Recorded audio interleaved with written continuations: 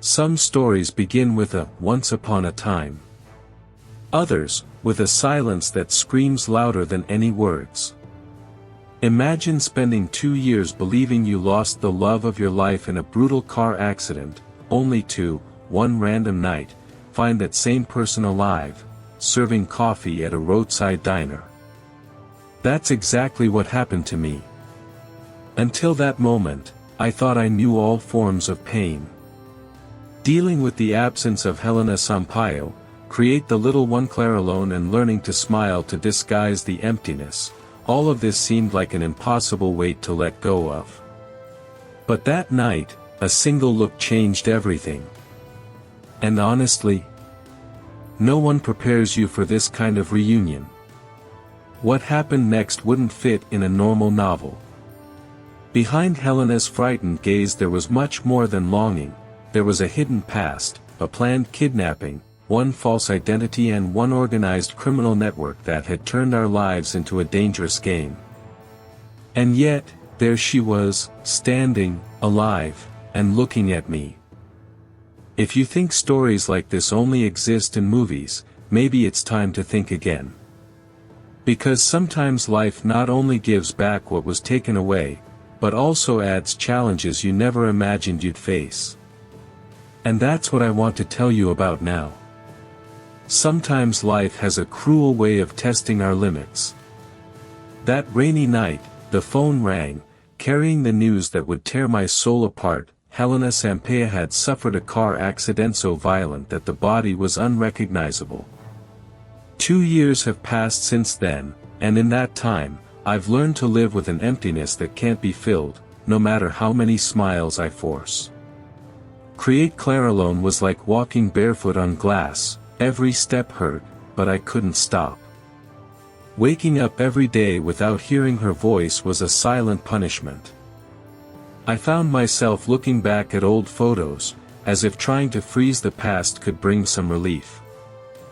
The smell of her coffee, the soft sound of her laughter, everything became a memory and, at the same time, an open wound. No friend knew what to say, even my own family avoided the subject, as if talking about her were forbidden. And the truth is, when you lose someone like this, you learn that grief isn't a phase, it's a scar. You don't get over it, you just learn to live with it. People repeat clichés like, time heals all wounds, but no one tells you that, as time passes, certain pains simply shift within you. It's like a sad song that never stops playing, only gets lower. Still, I tried to move forward. I kept the house in order, worked twice as hard, and tried to be for Clara what Helena would have been. But deep down, every birthday, every Christmas, and every moment of happiness came with a pang of guilt. How could you truly smile, knowing the person you wanted to share it with was no longer there? I didn't know it yet, but that pain was about to take on a whole new meaning. It was supposed to be just another ordinary night. After a tiring day at work, I decided to take Clara to have a hot chocolate at a small roadside cafe. Near the exit to Serra Alta the place had that comforting smell of freshly brewed coffee, and the sound of rain hitting the tin roof made it almost welcoming. But in a matter of seconds, everything changed. As I helped Clara take off her wet coat, my eyes fell on the counter. And it was as if the world had stopped. There, holding a tray, was Helena Sampaio. Not someone similar. Not a mere memory projected by fatigue. It was her. Same light brown eyes, same way of tying her hair, even the small scar on her left eyebrow that only those who knew her closely would notice. My heart raced, but my legs shut down. I couldn't call her name. And the strangest thing, she was looking at me too. For a moment, it seemed like neither of us knew whether to smile or run. Clara, oblivious to the tension, simply asked if she could have a piece of cake, and that almost banal detail was what kept me from collapsing right there. The feeling was indescribable. It was like seeing a ghost, but with heat on my face and rapid breathing. I didn't know if I was dreaming, if it was a cruel twist of fate, or if, somehow, the woman I had buried 2 years earlier was alive. And it was in this mixture of fear, disbelief, and hope that I took the first step toward her. When the shift ended, she approached with hesitant steps, as if carrying the weight of an impossible secret to keep. The first thing Helena said was, "I never died, Leonardo."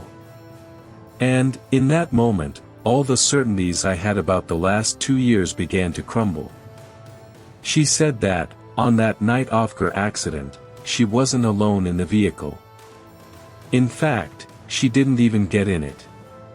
According to her, it was all just a planned kidnapping. She was held hostage by 2 armed men and taken to a captivity in the mountains, while another woman, whose name she never learned, was placed in the car to fake her death. The fire that consumed the vehicle made it impossible to recognize, and so everyone believed the hoax. The motivation? A mix of bribery and protection, keeping Clara and me under control. During the 2 years she was missing, Helena was forced to take on a false identity, working in different places, always under surveillance. With each attempt to escape, the threat returned: if you try to escape, your daughter will pay the price. This was the perverse game of organized criminal network that kept her as a piece on a board much larger than we imagined. The moment of freedom came unexpectedly. One of the kidnappers was arrested in a routine operation, and the other, fearing capture, simply abandoned her. Alone, scared, and penniless, Helena wandered until she found shelter in that diner. And now, before me, her tears were not only of relief, but also of fear, because she knew this story was far from over. What Helena revealed later sounded like a script for a police series. Planned kidnapping was part of a much larger scheme, run by an organized criminal network that operated in several cities. It wasn't just about keeping a person captive, it was a mechanism of bribery against entire families, involving extortion, fraud, and even money laundering. Helena had been just a link in the chain. During the period in captivity in the mountains, she met other victims, some imprisoned for months, others just passing through. Everything was precisely controlled: feeding schedules, forbidden communication, and constant surveillance. The only window looked out onto a sheer rock wall, impossible to climb. Every detail seemed calculated to thwart any escape attempt. Little by little, Helena began to realize that her situation was different. She wasn't there by chance, she had value as a leverage against me. This explained the rare messages she received from the kidnappers, insinuating that they knew Clara and I's every move. It was a dirty, psychological game designed to break down any resistance. When she was finally free, the fear didn't disappear. She knew that organization wouldn't disband on its own. And if they ever tried to find her again, it wouldn't be to apologize. It was at that moment that I realized, if we wanted peace again, we would need to go beyond reunion. We would need to tear down the entire structure behind this crime. After that night, it became clear that simply moving on was not an option. Helena and I knew that at any moment someone could knock on our door to finish what they had started. That's when I reached out. Gustavo Ferraz, an old friend and former researcher of the police, known for not giving up until he got the truth out of any case. I told everything. From car accident forged to captivity in the mountains. He listened silently, but his eyes made it clear that the story was far from unique. Gustavo explained that, to deal with an organized criminal network, the best weapon was patience. No acting impulsively or directly confronting those involved. We needed to gather solid evidence, bank records, photos, recorded conversations, everything that could connect the kidnappers to other crimes. He suggested we start with the people who had crossed Helena's path during those 2 years. We arranged discreet meetings. Helena took detailed notes, remembering the names, accents, locations, and even habits of her captors.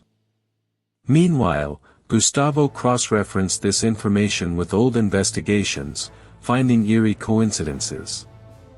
It was like putting together a giant jigsaw puzzle, each piece revealing an even greater crime, and with each progress, the certainty that we were dealing with powerful people only grew. It wasn't just about us. We discovered that other families were caught in the same web of bribery and fear. People who, lacking help or courage, remained hostages, even though they were at home.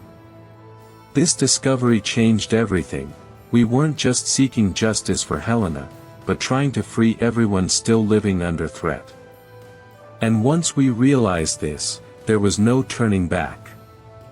With the dossier we had assembled, Gustavo contacted some trusted contacts within the corporation. It was too risky to involve any agent without being certain of their integrity. After all, Helena had said she had overheard conversations suggesting that part of the organized criminal network had protection from within. The strategy was simple but precise: infiltrate the official investigation as if it were just another case of extortion, avoiding drawing attention to Helena's history. It took weeks of surveillance, authorized wiretaps, and tracking of financial transactions. Every suspicious deposit, every intercepted call, reinforced the map pointing to the group's core. Gustavo followed everything closely, almost as if he were back in the old days. Police operation. He knew that any misstep could alert the criminals and put our lives at risk again. The operation was scheduled for early Monday morning. In less than 3 hours, coordinated teams raided 4 addresses simultaneously, including the warehouse that served as a front and the farm that operated as a captivity in the mountains. 3 criminals were arrested at the scene, including the man Helena recognized as directly responsible for her arrest. The 4th suspect managed to escape but left behind documents confirming his connection to other kidnappings. When I received the news, it was a bittersweet feeling. Relief that part of the network had been dismantled, but also the awareness that the danger hadn't completely disappeared. It was as if we'd won a major battle, but a silent war still lurked. And deep down, I knew the next step would be the most challenging of all. The day Helena returned home seemed unreal. Clara ran into her mother's arms with a mixture of laughter and tears I'd never seen before. For 2 years, that little girl had learned to live with absence, but now she could feel again the warm embrace and familiar scent she'd longed for in her dreams. I stood there, watching, trying to absorb every second, as if time might play another trick on us. The house, which had previously seemed too silent, came alive again. Helena walked through the rooms, touching objects, as if trying to reconnect with each piece of her history. There were signs of time, but also a new energy. Meals became sacred moments, and even the most banal conversations carried an emotional weight that only someone who has almost lost everything can understand. There was still fear. We didn't deny it. Sleeping with the door locked and maintaining active police contacts were part of our new routine. But at the same time, there was also a renewed strength. What we had been through bonded us in a way that no daily hardship could break. It was as if we had learned to appreciate every detail, from breakfast together to the simple act of sitting on the couch at night. Little by little, we resumed interrupted plans. Clara returned to ballet classes, Helena returned to her work as a designer, and I reorganized my life to spend more time at home. It wasn't just about rebuilding what we had before, but about creating something better, sustained by resilience, for the certainty that the family protection would be our top priority from then on. If someone had told me 2 years ago that I would ever see Helena alive again, I probably would have laughed, thinking it impossible. But life, with all its unpredictability, has shown us that even in the darkest situations there can be a glimmer of light. What we experienced was not just a story of pain and resilience, was also a lesson in resilience, courage, and the importance of fighting for family protection, whatever the cost. I learned that hope isn't something abstract or reserved for self-help books. It's a daily decision. It's the act of getting up even when you don't know what the next step will be. And, looking at Helena and Clara sitting on the couch, laughing at something silly on TV, I realized that happiness can be hidden in the simplest moments. I also discovered that true love isn't fragile. It endures distance, resisting even when tested by lies and threats. And when it finally blossoms again, it becomes even stronger. There's no manual for dealing with a planned kidnapping or a organized criminal network, but there is a natural instinct that guides us, to protect those we love. This story taught me to never underestimate the human capacity to begin again. No matter how irreversible the losses may seem, life can indeed restore what was taken, sometimes unexpectedly, sometimes when we least expect it. The secret is to not let fear overpower hope. What if today were the day something you thought was lost forever returned to your life? Would you be prepared to recognize, cherish, and protect it? My story with Helena and Clara showed me that, even in the darkest chapters, there's always room for a paragraph of light. But that light only appears to those who decide to keep the door of hope ajar. Maybe you too have something or someone you think you can't get back. Or perhaps you're facing a moment of uncertainty, wondering if it's worth keeping trying. The answer, I've learned firsthand, is, yes, it is. Because when it comes to true love, protecting your family, and overcoming adversity, every step, no matter how small, can be the beginning of the breakthrough you've been waiting for. So, ask yourself, what's stopping me from taking action now? What's the next step I can take, however small, to get me closer to the life I want? Remember, profound change doesn't begin with grand gestures, but with the quiet courage to not give up. If this story touched you in any way, subscribe to the channel and turn on notifications. Here, each video is an invitation to believe that the impossible can happen, and, who knows, maybe the next inspiring story will be yours.